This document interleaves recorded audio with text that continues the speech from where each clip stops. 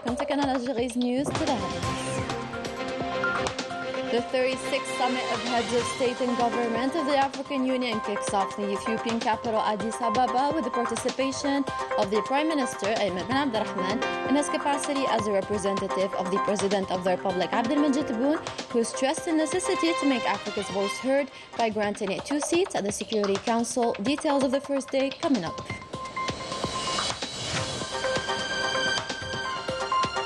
Also in the bulletin, a story on the African Continental Free Trade Zone, which is at the heart of the proceedings of the Summit of Heads of State and Government of the African Union to ensure free circulation of goods among African countries. On the occasion of the National Day of Shahid or Martyr, that Algeria celebrates on the 18th of February of each year, we take you to Tizi Ouzou province where the official festivities took place. The Makhzen scandals continue both internally as various categories of the Moroccan people take to the streets regularly to demand their most basic rights, and externally with the European Parliament banning the Moroccan representatives from entering the hemicycle until the end of the investigations.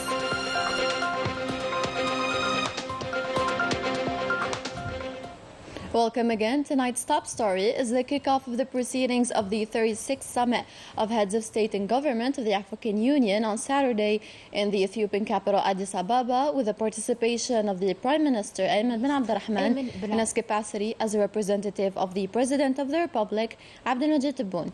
34 leaders of African countries and 51 delegations take part in this summit that will last 2 days with a focus on the acceleration of AFCFTA or the African Continental Free Trade Area. During his speech at the opening of the summit, on behalf of the President of the Republic, the Prime Minister stressed the necessity to make Africa's voice heard by granting it 2 permanent seats in the Security Council. Details on the first day of this summit and the following report of our special envoy to Addis Ababa, Kamasrik, taken up by Rania Al-Bahri. The Prime Minister Ayman bin Abdurrahman, who represents the President of the Republic Abdelmajid Tebboune in the African Union, made the voice of Algeria heard through the speech of the President of the Republic, in which Algeria appealed to reform the UN Security Council, a reform that is essential in a changing world. We call for the intensification and mobilization of the necessary efforts so that the next negotiations are based on the 2015 framework document, which is also a reference document, reflecting the positions and proposals of nearly 120 United Nations member states, and including the common African position, while forcing itself to face the multiple attempts aimed at undermining the reform process, hindering or even weakening the positions and disperse their supporters. I would like to recall that Algeria will work from next year to represent the Security Council and will ensure that, while its voice and demands are heard in coordination with our African brothers through the Oran process and on the occasion of the summons of the 12th ministerial meeting of the committee. Through the message read by Prime Minister Ayman bin Abdurrahman, the President of the Republic recalled Algeria's commitment to work closely with the 10 heads of state and governments in order to allow the African continent to have a permanent seat member of the UN Security Council. I take this opportunity to salute the spirit of cooperation and fruitful coordination between brotherly countries among the representatives of African countries at the level of all international and regional bodies in order to make the voice of the unified African position heard on the need to allow our continent to obtain 2 permanent seats in the Security Council and to increase its quota of representation in the category of seats of non-permanent members. The Council has between 3 and 5 seats as stipulated in the Consensus of Isilwini Islands and the Declaration of Sirte. For this, Algeria will continue to work tirelessly to make its voice heard and its legitimate claims in order to remedy a historic injustice. The effects of climate change and their impact on the continent and on its economy, another theme defended by the representative of the President of the Republic, who called on the great powers to assume their responsibilities. Before judging the success or the failure of COP27, we must know the strategic transition expected by developed countries, which aims to redraw the international climate work framework. away from the principles of Rio, guaranteeing to developing countries their right for development. During this session, we have seen that our partners are not meeting their financial commitments and as stipulated by the Paris Agreement, at a time when we are required to bear the weight endangering our food and energy security. Instead of the countries responsible for climate change, this situation challenges us to be aware of the importance of the challenges that await us and to redefine our priorities as a united continent. Algeria's African commitment to the development of the continent's economy and its efforts to give Africa the global status it deserves had a wide resonance in this summit, a summit which is intended to be a real launch to activate the African Continent Free Trade Agreement. On the sidelines of his participation in the proceedings of the African Union Summit, the Minister of Foreign Affairs and the National Community Abroad, Ramtan Lamamra, met with the Portuguese Prime Minister Antonio Costa, as well as the President of the European Council, Charles Michel. The Algerian Foreign Minister also met with the Deputy Australian Foreign Minister, Tim Watts. The African Continental Free Trade Zone aims to create an African market which ensures free circulation of goods among African countries, which for its part will establish a customs union and an African economic group that will compete with other international economic blocs. Let's discover more on the topic with Manal Ammari. The African Continental Free Trade Zone is a market with a strong potential for investment, which concerns about 1.3 billion people for a gross domestic product amounting to over $2,500 billion, a process which will strengthen trade between African countries and thus will increase the continental gross domestic product to about $450 billion by the year 2035. It will be necessary to question established interests within the economic relations between Africa and the rest of the world, because the rest of the world considers Africa as a reservoir of raw materials that should be recovered with no industrializing effects. And we're trying on the mining plan with a certain number of commissions that are taken in charge by Africans. Now Africa decided to regain control, and I believe that Algeria will be one of the major actors in this process. Algeria plays a pivotal role in enabling African countries to establish commercial partnerships and to take advantage of the great potential of this continent.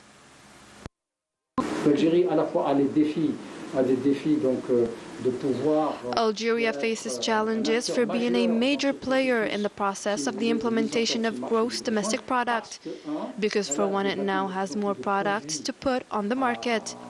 The second challenge that can be met is that of infrastructures, which began over 10 years ago by setting up the Trans-Saharan optic fiber and recently building commercial roads towards Mauritania, Libya, and other countries, with more and more export quotas, not only related to clinker and cement, concrete and iron rods, or even fertilizer, but also in the manufacturing industry, namely household appliances or other products that are more and more in demand on the African market. An investment process implemented by Algeria in order to build a connection and a business environment between the African countries to create a regional economic hub. Algeria could also be an opening hub for the continent towards the BRICS, since it is a candidate, and also to the European Union and the Arab Free Trade Zone. All of this provides continental advantages, which could be particularly used by our partner, Sub-Saharan Africa. An opportunity for Africa to set up new conditions and to benefit from the best advantages from relations with global economic powerhouses. The African Continental Free Trade Zone is a crucial step towards the achievement of continental integration for a prosperous Africa based on inclusive and sustainable development. In other news, our country commemorated on Saturday the National Day of Shaheed, or Martyr. On the occasion, the President of the Republic, Abdelmajid Tebboune, sent a message on Friday to Algerians as a tribute to the sacrifices of the Algerian people that remain engraved in the memory of the nation, in which he stresses that our loyalty to the martyrs is a sacred bond that fortifies our social fabric. The official festivities of this celebration took place in the province of Tizi Ouzou in the presence of the Minister of War Veterans and Rights Holders, Laïd Erbika. In the same topic and within the framework of the commemoration of the Shaheed or Martyrs Day, some units and structures of the National People's Army witnessed on the 16th and 18th of February 2023 the naming ceremony of military headquarters and buildings in the names of martyrs and war veterans of our glorious liberation revolution. The beginning was under the supervision of the Major General Nordin Hambli, commander of the 5th Military Region, on the 16th of February 2023 on the ceremony of naming the headquarters of both the regional group of the National Gendarmerie and Stif, the name of the martyr Ahmed Agoun, and the 16th group of intervention on the National Gendarmerie and Stif in the name of the martyr Mirabit Khwider. And in the 1st Military Region, Major General Ali Saadoun, commander of the 1st Military Region, supervised on the 16th of February 2023 the naming ceremony of the headquarters of the Applied School of Reconnaissance in Shlif with the name of the martyrs Nati Muhammad. He additionally supervised the naming ceremony of the headquarters of the 11th Brigade in Jilfa on the 18th of February 2023 with the name of the late war veteran Shingriha Abdel Qadir. Then the 6th Military Region, the Major General Muhammad Ajroud, commander of the 6th Military Region, supervised the naming ceremony of the brigade headquarters of the 6th Brigade of Radar, Detection and Surveillance in the 6th Military Region on the 18th of February 2023 with the name of the martyr Baqadir Muhammad. In Jilfa, in the 1st Military Region, the Major General Commander of the 12th Mechanized Infantry supervised on February 16th, 2023, the naming ceremony of the headquarters of the Regional Media Center with the name of the martyr Dahman Ahmed. These ceremonies took place in the presence of executives of the region's military and civil authorities, as well as members of the martyrs and war veterans family that were distinguished on the occasion.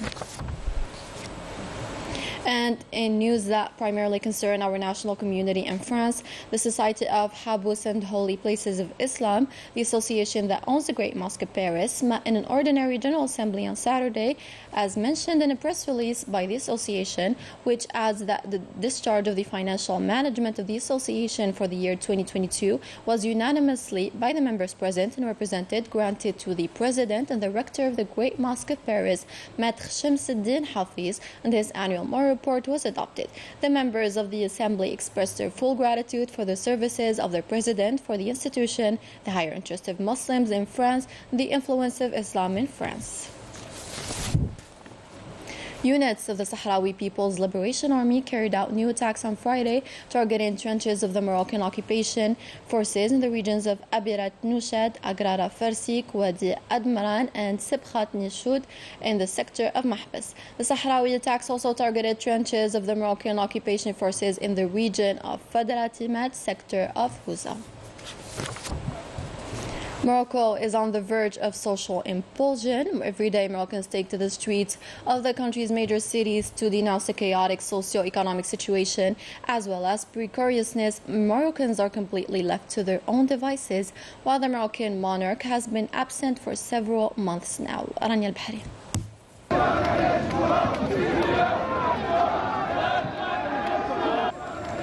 In addition to the fear of poverty and precariousness, the Makhzan has imposed the deteriorating living conditions, using fierce repression to stifle popular discontent. From now on, it's a regime under Zionist title, which has taken measures of repression against millions of Moroccans who beat the pavement daily to express the total rejection of this medieval monarchy. These images have become daily testifying to the policy of the Makhzan regime, which uses violence to strengthen the discordant voices. Even the March of Blind was severely repressed by the forces of the Makhzan.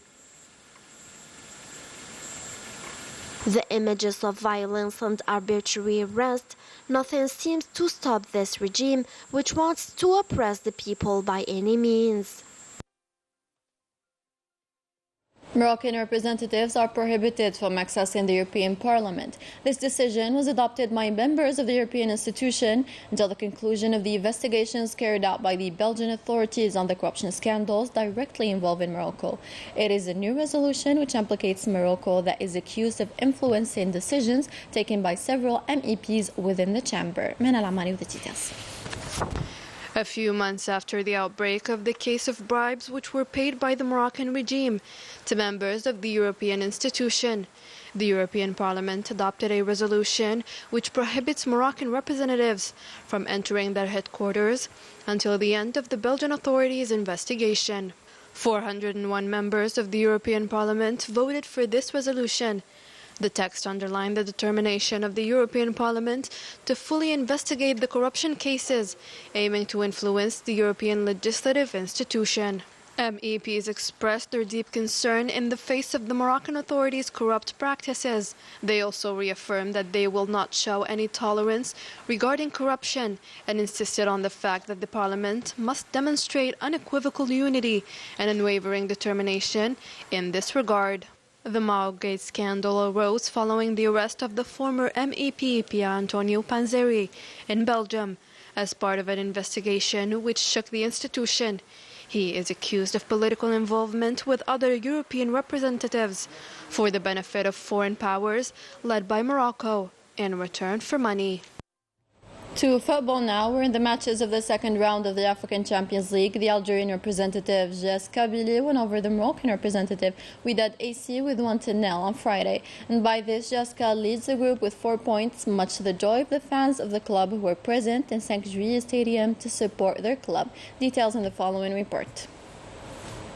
What a great and valuable victory for the Algerian team in this African Champions League game. Indeed, Jeska was able to take the lead at the time of this big North African derby against the Moroccan club Wydad of Casablanca 1-2-0 at 5 Juillet Stadium, which was completely full. Supported into the last minute by exemplary fans, Suwaid's teammates proved once again that even in difficulties in this continental championship, they are always ready to represent in a great way the national colors of the Algerian football. Thanks to this victory, Jeska now leads the group, while their last opponent is at the bottom of the same group. The next round of the competition will be difficult, but not impossible for our representatives, who will have to travel to the Democratic Republic of Congo to face AS Vita Club. And with that, our news edition comes to a close. Thank you so much for watching. Good night.